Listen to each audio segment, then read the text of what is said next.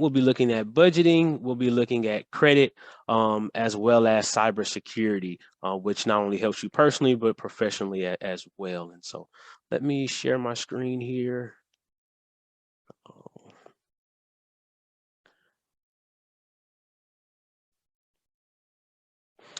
All righty. And so that first part that we'll be looking at, kind of our foundation, when we look at personal finances, is budgeting, right? It's the topic that nobody really wants to talk about, but that we all deal with, this thing called budgeting. Because if you're like me, um, I have the habit of spending, down pack, but when I look at saving, when I look at budgeting, those aspects, I need a little bit more work in my life, but that may just be me. And so when we look at budgeting, we'll be looking at the concept of it, the benefits of it, and then ultimately some different budgeting tools that you can utilize to become more effective in your budgeting. And so just on this basis, right, budgeting is nothing more than just a spending plan. It's a step-by-step plan for paying for expenses over a given period of time.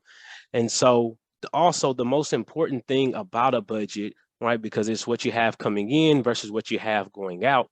The most important thing about it is writing it down. We all have this budget in our head and just floating around. We know how much we have in our account. We kind of know what our bills is, but we don't oftentimes want to put it down on paper.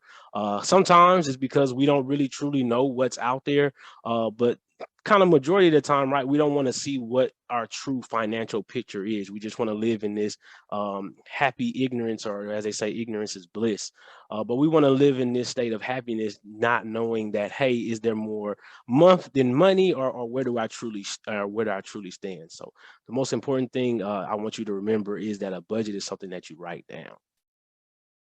And so the benefits of it, right? Because we all still have this anxiety about it. When I get my paycheck, it's what do I do? What do I need to take care of? I still need to live life, but how do I do all of this? And so if you had a budget, it would actually help to reduce those money related anxieties, because you would actually know what you have to spend, as well as what you're actually saving and working towards. And so oftentimes, right, we don't think of ourselves as a bill, because I know in my household growing up, all I hear was my parents say, I need to pay the bills, I need to pay the bills.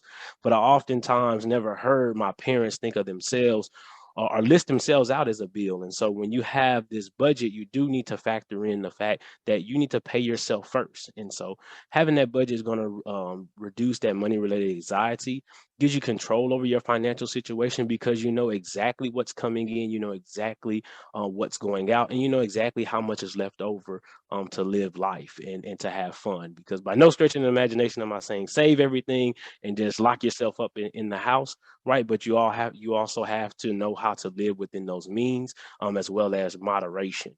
So, right, you can go out to eat, but not necessarily to Ruth Chris every night. Okay. And then ultimately, right, anything that we do financially, you want it to help you to build assets and improve your quality of life. Because not that we love money, but money affords us a certain level, our quality of life. And so to be able to do that and to improve your quality of life, you need to begin to build assets. And budgeting is one of those tools that helps you to get to that point. Okay. And so I'll just ask you can put in the chat, how many know how much money they spent last, right? If I were to ask you that question, could you give me a dollar amount and just know how much you spent last week? I know it would be hard for me, but one tool that you can utilize, and that I would challenge you all to utilize, is a daily spending diary. And so oftentimes, right, we think about those big expenses, whether it be $100 here or $150 there, $50 there, right? But then do we think about the $5 or $10 that we spend on trivial things, right? But if we spent, $10 a day, right, over the course of the week, well, guess what? We've gotten close to $70, right? We've gotten close to $100, and that's just if I spent $10 one time. And so I challenge you all to begin to use this daily spending diary to help track your finances, because you can't manage what you don't track, right? We don't even oftentimes know where our money is going. We just know that it's going somewhere. But I challenge you to use that along with a monthly payment calendar. And so the numbers on here are a little fictitious, but what it does is it just outlines, right, when you get your paycheck, the different things that you may that may be on your bill sheet or within your budget, and just being able to really know and to track when those things come out. Because if you're a bi-weekly employee, as you when you get paid, well, you may be quote unquote short in one check but over in another check. But until you actually put it down, the money that you may be looking for out of one check, it may be built into your other check. You just see it as a surplus over here. But if you're not having a budget, if you're not tracking everything, well, then now you feel like this, once again, this anxiety about, oh, well, how I'm going to take care of my bills, when it's in a true sense, you've had the money that you needed to manage what you need, what you have. Okay. And then ultimately, right, when we talk about keeping a budget, you want to keep this information in a safe place, right? This is your financial information. You want to keep it organized. So there are different budgeting tools that you can utilize. Campus Federal, if you're a member, we do have a budgeting tool within our online banking, to where you could actually tag your transactions when you use your debit card, whether I went and paid for gas, whether I paid a bill, and you can really see what your financial picture is. You can see, oh wait, where's most of my money going? Is it food, right? Is it eating out, or is it most of my money is going to my bills? Well, if most of your money is going to your bills, that's good. That's a good place to be. But also, you want to see, okay, well, what can I do to reduce it? Is it that I have direct TV with all of these channels, right? But I'm hardly ever at home watching it. So is there something that I can do to kind of alleviate that financial responsibility? And so keep them organized using those tools on, like I said, our online banking. You can also use Excel. Ultimately, right, in a perfect world, you would keep these records for at least 3 years, because doing that, then you can start to really refine your budget. You can see we all are creatures of habit, right? So if I go to the store, things that I typically eat are what I'm going to probably eat from month to month. It may fluctuate a little bit, but I can be more on target to say, hey, I spend $250 on groceries. Well, let me budget for that. And then when we look at this piece right here, senior bill payments before they're due, we'll kind of hit on it in the next section when we look at credit and we look at loans. But that's just going to help you to first off ensure that you're not receiving any late fees on those bill payments, as well as if anything that you may be that you may have borrowed. Then sending that payment in earlier actually helps to reduce the amount of interest that you pay, because most loans are calculated on daily simple interest. Alrighty, and this will be it for the budgeting section. So, are there any questions in regards to budget that you may have? You can either drop it in the chat or feel free to unmute. Well, like Xavier said something that resonated with me too, for the weekly budget, the daily budget. I have an estimate that's pretty good, but the daily is kind of hard because I have my bills set up to kind of just happen when they happen. Yes. So now that's good when if your monthly bills you have set, that's good.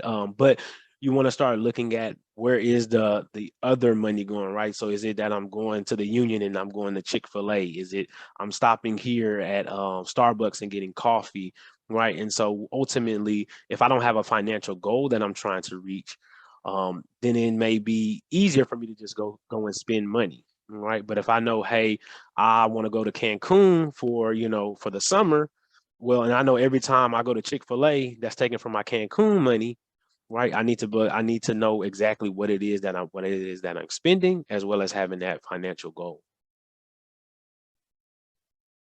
We had a question in the chat, Anthony. Yes. Does paying yourself go to your savings, and how to build your savings? Yes. So paying yourself first does go into your savings. And then the second part of the question is, how do you build your savings? It's literally starting off small, right? You guys kind of heard me lead off with the fact that we all have down pat this habit of spending, right? But the savings habit, it is a habit that you need to that we all should get into. And so start off small. If you've never saved in your life, right? How realistic is it to say, hey, you know what, I'm gonna save $100 every week? Right, that may not be realistic for everyone, but you know what? I can do. I can say I'm gonna save $20, right? Because that may be, once again, if I'm looking at my daily spending, well, you know what? Every time I go to McDonald's, I'm gonna get close to $10. right? So if I start saying, hey, you know what, I'm going to cut out McDonald's once a week and I'm going to save that money. Now, once again, now you're starting to build that habit to where, okay, I can save. And then the thing is, when you have a savings, when you start to build it up, there is a sense of pride that you have because there, you know, the time, right? You know, the sacrifices that you've made to build your savings up to that point that you're going to want to continue to see it grow, that you'll be more thoughtful when you make purchases. But it is a habit that we all have to get into. Good questions. Okay. There's no others. Then we'll move on to the next section. Oh, you're very welcome. All righty, and so we'll look at borrowing basics. So in this section, we're going to look more towards credit and loans, right? So we'll look at the 4 C's of credit, look at the credit report and score, how to improve it, and just any reporting mistakes that may happen. And then on the loan side, we'll look at different types of loans, just kind of introductory, as well as the difference between APY and APR. And so what ultimately, right, what determines an individual's access to credit? It's the 4 C's of credit, what we'll look at on the next slide, your credit report and your credit score. Credit report is kind of the meat and potatoes. The score is more or less your grade for what you have inside. And so the 4 C's of credit: capacity, character, credit history, and collateral. Okay. And so capacity, that's when we're looking at your DTI ratio, right? So we just talked about budgeting, right? So that leads us into or segues into our DTI. So your debt to income ratio. Once again, what you have coming in versus what you have coming out. But now the thing about on the credit report, or for credit, it's only looking at things that are on your credit report, right? So things like your grocery bill isn't in your credit report. Childcare is not in your credit report. Gas, right, is not in your credit report.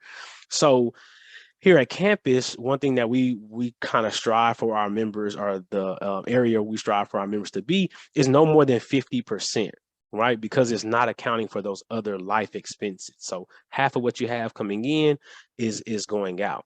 Okay. Of course, you want to keep it as low as possible, but that just speaks to your capacity.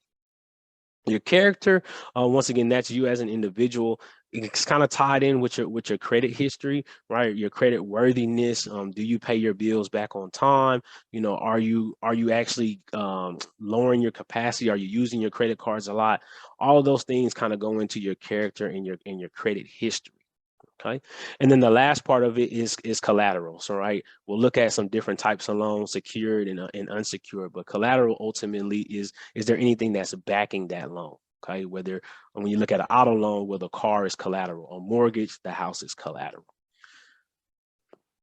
Right. And so what's on a credit report, right? Your identity, right? So name, address, your employment. Some previous employers are on there. For females, your maiden name will be on there as well. Any public record information, so whether it is that you had a bankruptcy or any judgments, will be on there. Big part of your credit report is your payment history. How well do you pay back? Because that's really all credit is payments over time. And so how do you do that? And then any inquiries, you know, if you went to shop at Richard's Honda, but then you came to Campus Federal, those inquiries or anyone who pulled your credit will be on your credit report. Okay, what's not on your credit report? No medical history, although any medical collection items, all right, you went to the doctor, you may not taken care of the bill or you didn't know you had one, that will be on there. I won't be able to see any medical history, right? It's not, I can't see what you went to the doctor for. Okay, your buying habits. Hey, if you're an Amazon shopper, unless you have an Amazon credit card, right, I won't know what your buying habits are, right? Checking account, savings account in good standing. Once again, it's great that you have it on there, that you are having those things in good standing, but those things aren't on there. Okay, your income and asset information isn't on there. So although your employment is, I won't be able to see what you actually bring in or any assets that you have. Okay, that's still going to factor into a decision on a loan, but I won't see it on your credit report. Okay. All right. And so, right, we talked about what's kind of the meat and potatoes, but now what is a credit score, right? It's a number ranging from 300 to 850, right? And it's just a predictor of the risk based on you as an individual, right? So an individual who's closer to the 850, right? I'm going to predict as the lender to say, hey, you know what, by some way, this person takes care of their financial obligations. Okay. Well, if you're on the lower end of that, well, then I'm going to think, okay, well, if I see collections, if I see charge off, if I see repossessions on your credit report, and I'm next in line, right, I'm probably going to think that I'm going to be next to be charged off or in the collections or have to be repossessed. Okay. And it should be based on you as an individual. So if you ever see anything on your credit report that is not, that you did not do, there are ways to dispute those, and we'll talk about it a little later. Okay, what's not considered in the credit score: race, national origin, gender, your criminal record, and once again, your income or debt to income ratio is not in your credit score. That has no bearing, no factor on there. Okay. And so, right, we talked about the numbering range. We kind of talked about what's in there, but this ultimately, this slide here is where how your credit score is actually calculated, or where the weights are. So the biggest part of it is your payment history, because creditors, lenders want to know, how do you pay back? How do you make your payments? Do you make them on time? You know, are there any late fees or anything I need to be worried about? Okay, then the next part of that is, well, if I expect you to pay it back, I want to make sure that you have the money, right? That you have the capacity to be able to pay it back. Okay. And then when we look at the age of the accounts, so of course, right, someone who's maybe younger doesn't have the credit history, right? You haven't been able to make a lot of payments over the time. So you will get quote unquote dinged for the age of accounts. But once again, you see that it's a small portion of it. The recent debt, that speaks more to the inquiries. So it does have an effect, because you don't want to go and have to go multiple places to have your credit pool to be able to borrow, like when you look at a car or a credit card. But it does have a small effect on there. And then when we look at types of credit, this is what we call our credit mix. So lenders, the credit bureau companies, they want to see that you have a good mix, right? You don't have just all unsecured debt. You don't have just all secured debt. You don't have, they want you to have a good mix: credit cards, mortgage, auto loans, personal loans, because that speaks to how you're able to make your payments. Okay. And then also, one thing I want to note too, when we look at capacity, that's also on your credit card. So if you have a credit card, ideally you want to kind of stay below 30% on your credit card, because you don't want to have it maxed out. Okay. And so what can I do about my credit, right? Establishing, improving, and different reporting mistakes. Okay. And so to help establish good credit, you want to pay your bills on time, right? You want to establish a savings account. And the reason why you want to do that, because life happens. If life hasn't already happened to you, it will. Okay. And that may be in different forms for different people, right? And so if you don't know what your budget is, you haven't been paying yourself first, you don't have a type of emergency fund set up, well, when you start to borrow and things happen, it could just be something as simple, or what we call simple, right? As a tire may blow out, right? Well, you know, it's never one, you need two. Okay. So now you got to get to work. You have other obligations. So where does the money come from for you to be able to take care of those things? And so if you're taking bill money to take care of an emergency, well, now I've just thrown off my budget. And now that may lead to some credit issues. Maybe I have to use my credit card, right? That's what they're there for. But once again, now I'm using it. It's throwing off my credit status. Okay. So maintain a checking account without overdraft fees. That's just speaking to the fact of, you don't want to give away money, right? If anybody wants to give away money, my information will be like on the last slide, and you can just call me, and I'll come pick it up. As long as it's legit and free, I'll definitely come pick it up. But you don't want to just give away your money, right? We all work too hard for that. Okay. So set up a repayment plan on any unpaid debt. So you want to make sure that you have a plan for it, right? That speaks, once again, speaking to your budget to pay anything that is unpaid. And then this is, like I said, when we're talking about helping to establish, you want to obtain some type of credit bureau, credit builder loan, or some type of secured credit card to help you kind of get established if needed. And so when we look at improving our credit score, once again, we just saw the biggest portion of your credit score is to pay your bills back, is that payment history. So pay your bills on time every time, All right, keep your bills current and the under credit limit for 12 months. Okay, so right, being on this side of the table, right, working at Campus Federal, we don't want to come repossess your things. We don't want to, charge it off, right, because it takes more labor costs for us to do those things. We want you to keep those things that that you need and that you want in life. And so I would always say, when it comes to paying your bills, if there's things that happen in life, as it does, just always be sure to communicate with those lenders, because we are in the business of helping you. Okay. And so once again, keep your credit card balances at or below 30% of the limit. That just speaks to a cash flow issue, because if you're having to use your credit cards more, well, then there may be something mismanagement when we look at your personal finance. And then lastly on this slide, just verify your credit reporting. So just to make sure, there's things like Credit Karma that's out there. Campus Federal, we now have the credit monitoring service, our reporting service in our online banking. So you're always able to stay up to date with what's on your credit report. When you utilize those crediting monitoring services, I'll just don't necessarily always look at the score. You always just want to be more concerned with what's being reported, because what's being reported is ultimately driving your score. And so, yes, if you do see some things that are not yours, and how to correct those reporting mistakes, send a letter to the different credit bureaus. You're able to get a free credit report once a year from each credit bureau. Just have to reach out to them. They can send it to you. Once again, that won't have the score on there, but it will have the information in your credit bureau on there. And so these are the 3 credit bureaus with their information: Equifax, TransUnion, and Experian. If you do monitor your credit or had them pulled, they're always typically within the kind of same range. There's whatever algorithm that they have to come up with it. I do not know. If I did, I most likely might not be talking to you all. I'll probably be doing something else if I knew what their algorithm is. But these are the credit bureaus for you to be able to reach out to if you do have any reporting errors or would just like to receive a free credit report. Okay, and then just a quick question for you guys. Please feel free to put it in the chat. Do I have to carry a balance on my credit card in order to establish/improve my credit? True or false? I have to carry a balance on my credit card in order to establish or improve my credit.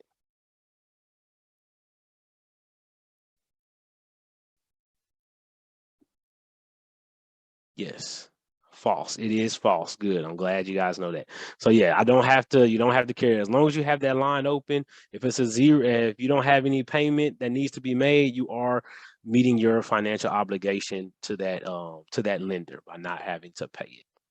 Okay. We'll briefly talk about loans here. And so, of course, right, there are 2 different types of loans: secured and unsecured. Kind of touched on that already. Secured, you have collateral, a car, a house. Unsecured, there is no collateral. So that's more of your personal loans and your credit cards. Okay. Now we have fixed rate loans and variable rate loans. Fixed rate payment stays the same throughout the whole term of the loan, right? I can't change anything on you. Right, when we look at variable loans, your payments can vary, your rates can change, and it's based off the market. So we just kind of recently went here, the Fed raised the rate. Well, guess what? When they raised their rates, Campus Federal, on all our variable rate loan products, we raised ours. And that changes. So when you look at 7-in-1 ARMs, adjustable rate mortgages, credit cards, things of that nature are variable rates. And so APY versus APR, as you see here, annual percentage yield, it does not include any interest rate points or any fees on there. And with annual percentage rate, APR, shown as a percentage of what you pay each year, it includes any interest, points, and fees. So sometimes you may see the difference in there. That is why there is a difference between those 2. Okay. All right, so last question in this section. So does my credit score need to be at least at 600 to be approved for a loan? True or false? Just drop those in the chat for me.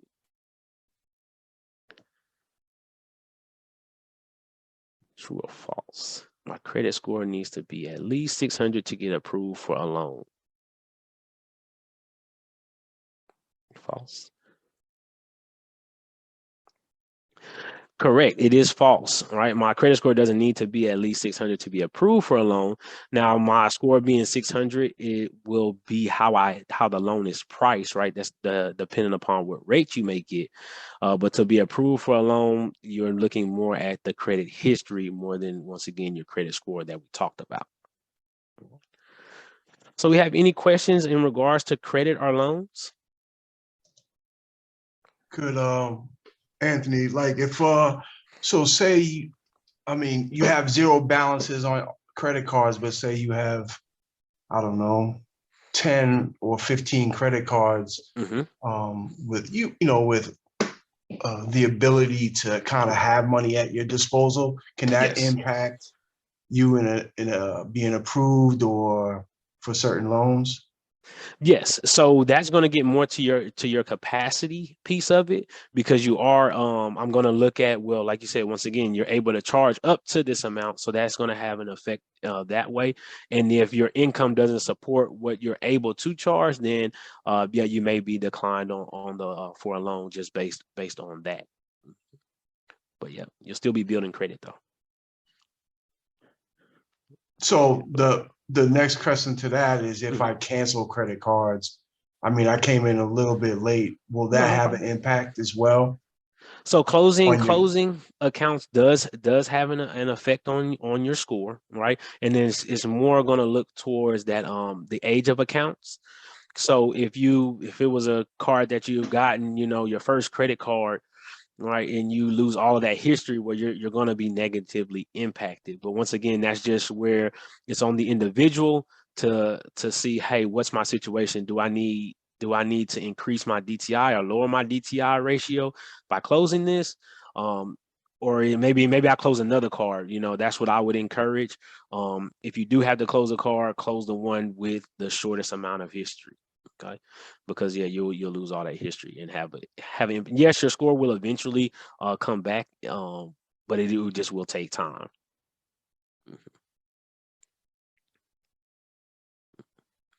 Yes. Any other credit or loan questions before we move to that last portion of cybersecurity? All right, perfect. All right, so now we'll look at cybersecurity and identity theft. Of course, will not only benefit you personally, but as well as professionally. Okay, we'll just look kind of what is it, the different types of attacks, what is identity theft, how to protect yourself, and then what to ultimately do if you're a victim of it. Okay, and so we have some different definitions here on what cybersecurity is, but ultimately, it's how do you protect yourself when you're basically on the internet, right? When you're on the internet, okay? And so that's what we're looking at with cybersecurity, okay? And so there's two main types of digital attacks, right? We have malware and we also have social engineering.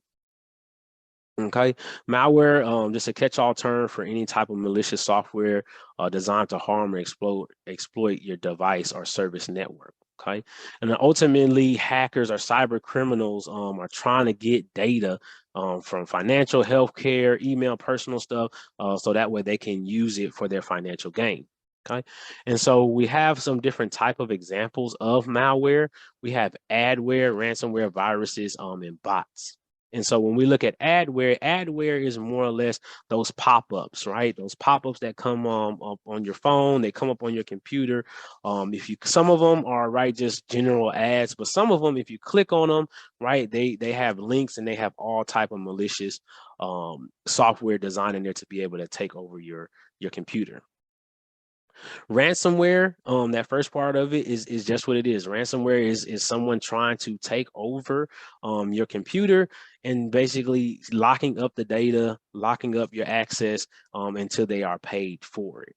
Okay, this is a big effect, not only, like I said, personally, but professionally when you're looking at right, I mean, you guys work at LSU, right? How profitable would it be for a hacker to get into the LSU network and then lock it up, right? If you guys can't send out emails, I mean, yeah, that would be terrible, right? But and it's worth someone getting into. Okay, viruses are different things when we look at as far as being able to replicate themselves. So there's different links, once again, that someone may click on that puts a virus in ultimately hacking or controlling someone's computer. Bots, which was a term that I just recently learned. When you're looking at bots as far as running programs in the background, right? Some of them are good, right? They help us to index things like on Google and search engine and things like that. But they also are bad if they get into the wrong hands or someone maliciously use them, because they can cause attacks once again on the computers. All right, the next one is social engineering, right? We're probably all a little familiar with this. It just relies heavily on the human interaction, and also involves manipulating people into breaking normal security procedures and practices. So this one here is where you're looking at those spam, quote unquote, those spoof calls, those emails or those text messages, things of that nature that we're also accustomed to getting. And so some examples: phishing, smishing, baiting, and pretexting. Okay, when we look at phishing, right, that's getting those fake emails, right, that are out there, and they kind of look like they're from where they're supposed to be, right? They're trying to ask you to click on a link. They're trying to find a way within your network by looking close to or similar to something that you're accustomed to. And when we look at smishing, which I thought was I was like, I didn't hear this term before, but the definition of smishing, right? It's a form of phishing which an attacker uses a compelling text message or trick targeting recipients into clicking a link. So we get these text messages now, right? And they even have your name in there now that says, "Hey Anthony, you just got this," or "Hey Anthony, do this." And I'm like, wait, how do you know my name, right? You just, once again, they want you to click on that link to be able to take over your cellular device to be able to get your information. Okay. And then baiting, right? A form of social engineering which an attacker lures a victim with a false problem that appeals to your curiosity. Okay. And in this one, right, sometimes you may see USBs on the ground, things of that nature. Well, that natural curiosity that some of us may have to pick up that USB and put it into our computer, because I want to know, I mean, you may be genuinely being a good person, right? You know what? I want to know who USB this is, so that way I can get it back to them.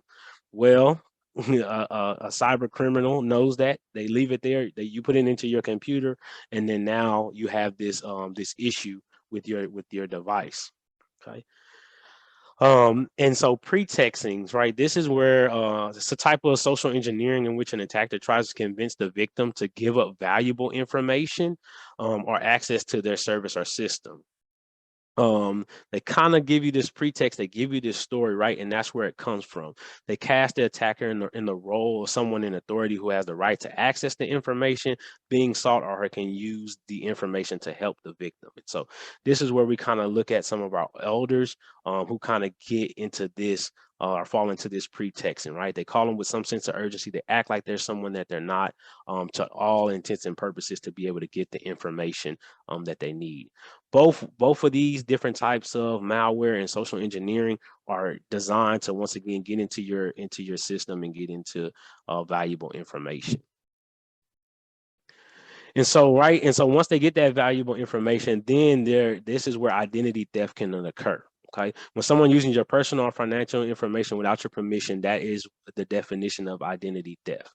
Okay, so if your Instagram has been hacked or something of that nature, you are a victim of identity theft.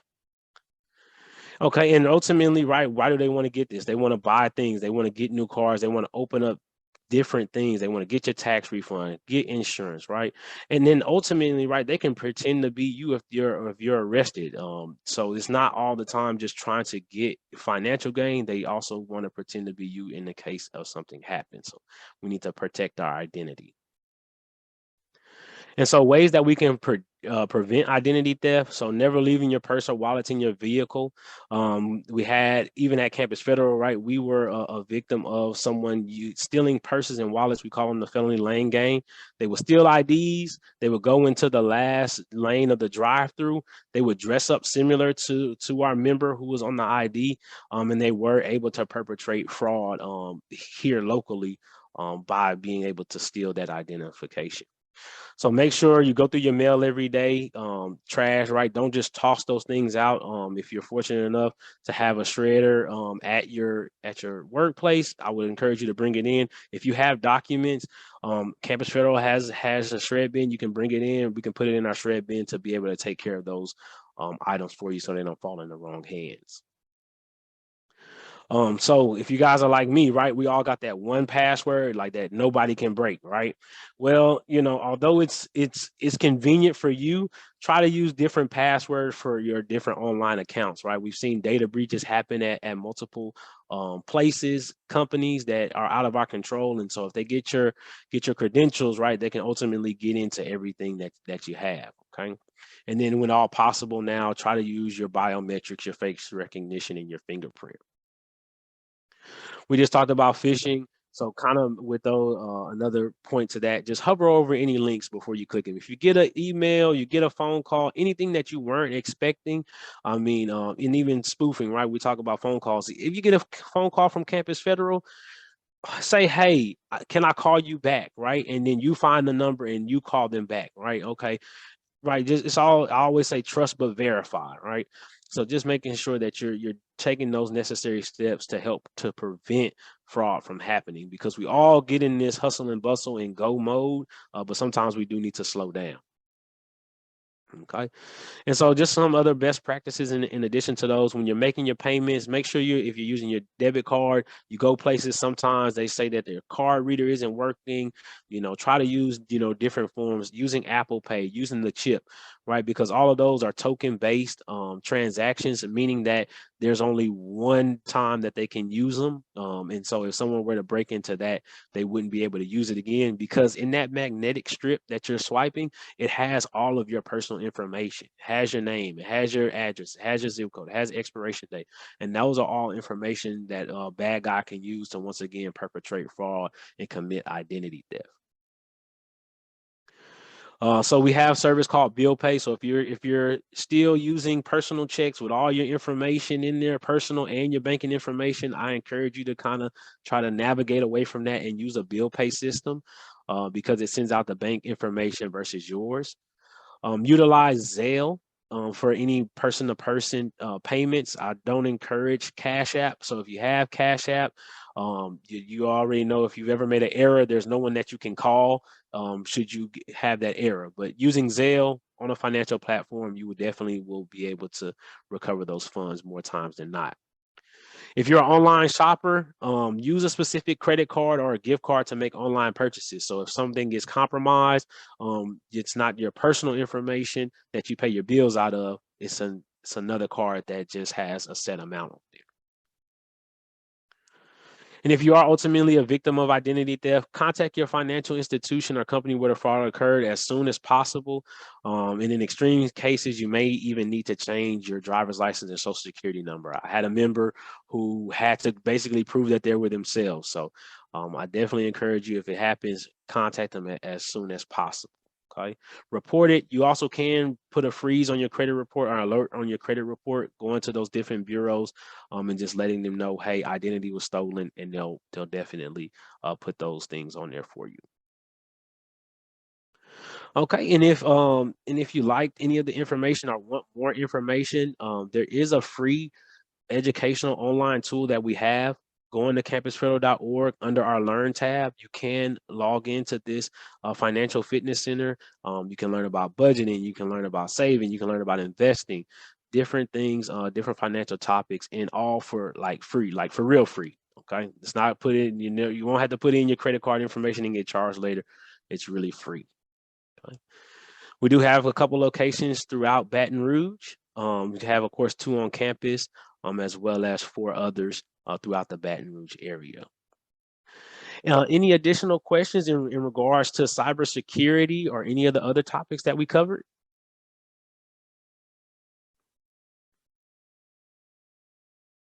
Okay. Well, this is my personal information here. So feel free to send me an email or give me a phone call if you have any additional questions, or if you would like for me to present to any of your respective departments. I look forward to talking with you all and hearing from you all later.